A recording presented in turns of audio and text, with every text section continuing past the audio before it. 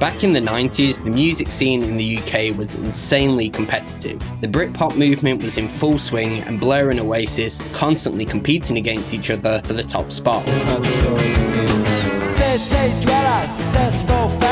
By the time Oasis came out, Blur already had 3 albums under their belt and a huge following in the UK, with absolutely massive songs like Girls and Boys, Park Life, Country House, and Charmless Man.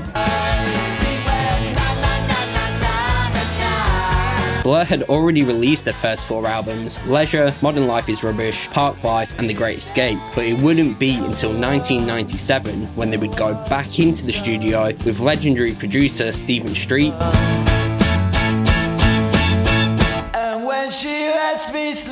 and go on to record a song that was meant to be a complete joke. Tell the record label that we want to record it as a single. That would scare them to death. But in reality would be their most famous and biggest song to this day, 25 years later. Wow, this is excellent. Today we're going to look at song 2. Rock and roll! That's right, Alex. What makes it so great and iconic, from its drum part that can only be played properly by 2 people at once, iconic crappy guitar playing from Graham Coxon, this is excellent. And of course, Damon's lead vocal that wasn't even meant to be in the final take. Let's dive right into it.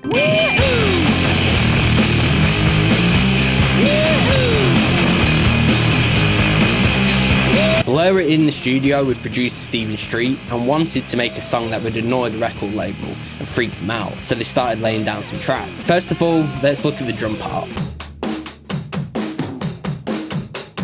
Graham Coxon said they recorded this as 2 people. Dave Rowntree, the drummer, would hold down the normal beat, and at the same time, Graham was hitting the clicks on the side of the drum, clicking on the side of the floor tom, I think, or the mounted tom, and the iconic low toms that make this drum beat instantly recognisable. Dave Rowntree is usually seen playing a Yamaha Birch Custom Absolute kit, which we can presume he did for this song. With the main drum loop going, Graham then comes in with his iconic guitar part,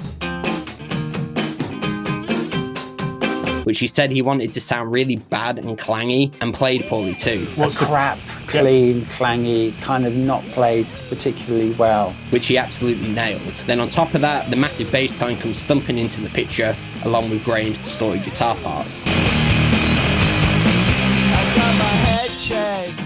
Arguably one of the main stars of the show is the heavily distorted bass tone. Big bass. Graham says he can't remember which fuzz pedal Alex used for this. I had something written on my hand, but now I've forgotten it. But it was probably one of Graham's, and it would have just been running through an Ampeg bass stack in combination with a P bass or a Stingray that he used to play a lot of the time.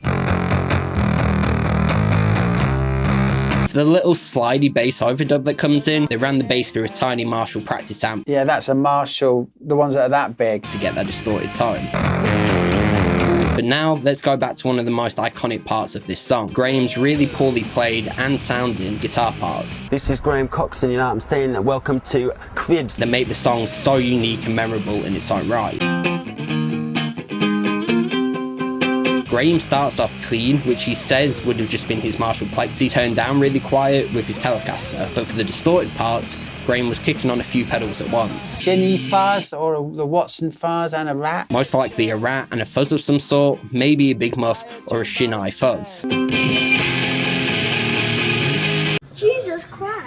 All in combination with his favourite Telecaster produces that massive fuzzed out wall of sound guitar part. Flip-flopping between this sound and the clean guitar part throughout the song for the verse and choruses adds that massive dynamic shift that you can't help but pay attention to. There's also one really high overdub that Graham put in there. It sounds like an octave part droning along in the background alongside the main chorus riff. I think comes in. Now if we take a look at Damon's famous vocal track for this song, recorded through an SM57 in the control room. Damon would have been leaning up just over here, I imagine, with a 57. Damon just put a scratch. It seemed to stay. The vocal was meant to just be a guide track, so much so you can hear all the bleed coming into the control room and then into the microphone, which is being ducked in and out throughout the take. I got my head checked. by a jumbo jet. It wasn't easy, but nothing is. No. Woo-hoo! When I feel heavy metal. Damon would go on to try and record the vocal track again, but wasn't happy with the attempts and decided to keep the original take. This is a pointless fucking waste of time. With its raw and passionate energy making the song what it is. It's a good vocal though, isn't it? It's just, yeah, it's all passion. It's just got the... Even with the slight distortion and excessive bleed, the song just wouldn't be the same without that carefree vocal take. Song 2 by Blur is still by far their most popular song, known by fans and people all over the world, with however many streams and sales, all whilst originally was recorded to be a joke that would freak out the record label. But instead, they loved it, and so did the public. What song would you like me to look at next? Let me know down in the comments, and I'll see you next time.